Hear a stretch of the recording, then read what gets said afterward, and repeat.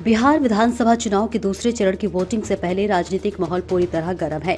आज प्रचार का अंतिम दिन रहा और इसी क्रम में केंद्रीय कृषि मंत्री शिवराज सिंह चौहान ने एनडीए समर्थित भाजपा प्रत्याशी सचिंद्र प्रसाद सिंह के समर्थन में पूर्वी चंपारण जिले के कल्याणपुर विधानसभा क्षेत्र के कोटवा में एक चुनावी सभा को संबोधित किया।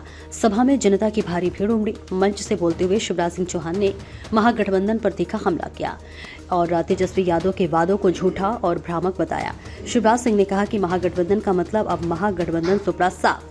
जनता के दिलों में अब मोदी जी बस चुके हैं। मोदी जी भारत के लिए भंडार का वरदान है और मोदी नीतीश की जोड़ी एक और 1-11 के समान है। उन्होंने आगे कहा कि अब बिहार की बहनों की जिंदगी बदल रही है। पहले जो लखपति दीदी थी वह अब करोड़पति दीदी बनेंगी। ये बदलाव मोदी और नीतीश सरकार की योजनाओं का परिणाम है। उस मतदान में महागठबंधन मतलब महाठगबंधन का सुपड़ा साफ हो गया है। जनता के दिल में मोदी बसे।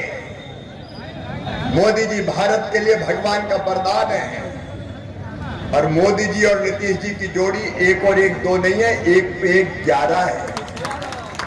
मैं दावे के साथ कह रहा हूं, अब तक के सबसे विशाल बहुमत प्राप्त करके एनडीए की सरकार फिर से बनने वाली है। कोई रोक नहीं सकता। बड़ी बात कर रहे हैं राहुल गांधी, वोट चोरी, वोट चोरी, वोट चोरी। बताओ कोटवा वालों, अगर वोटर लिस्ट में कोई गलत नाम जुड़ा है तो कटना चाहिए कि नहीं? अगर बांग्लादेश से कोई आके यहां वोट डाल रहा है तो उसका वोट कटना चाहिए कि नहीं? हमारा राशन फ्री में खा रहे हैं, हमारी नौकरियां खा रहे हैं, हमारा रोजगार खा रहे हैं, हमारे बच्चों का भविष्य खा रहे हैं। ये नहीं होगा। सारी दुनिया सुन ले, अगर विदेशी घुसपैठिया यहां होगा तो पहचान के बाहर निकाल दिया जाएगा। और जाने हमारी सरकार है बीजेपी की, एनडीए की, बहनों की जिंदगी बदली है। और अब और एक अभियान चलेगा, करोड़पति दीदी अभियान। अभी तो लखपति दीदी बनेंगी, 1 करोड़ दीदियां लखपति दीदी। बताओ बहनों, बहनों को गरीब होना चाहिए क्या? अरे बोलो ना, गरीब होना चाहिए क्या? क्यों गरीब हो? बहनें मेरी लखपति बनेंगी और बाद में करोड़पति दीदी भी बनेगी। तुम्हारी जिंदगी बदलने का अभियान है ये एनडीए की सरकार का। मैंने देखा धान की फसल कट रही है।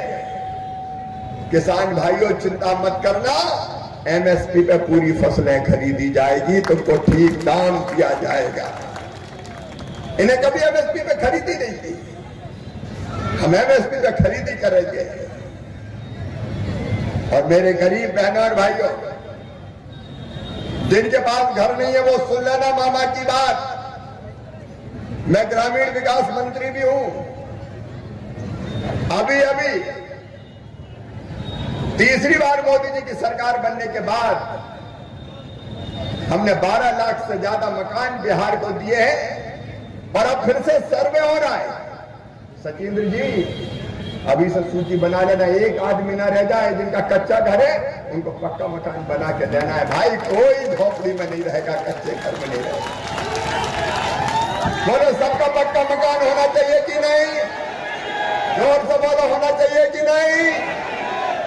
अरे जिनके कच्चे घर है उनके बच्चों की भी भावनाएं होती है।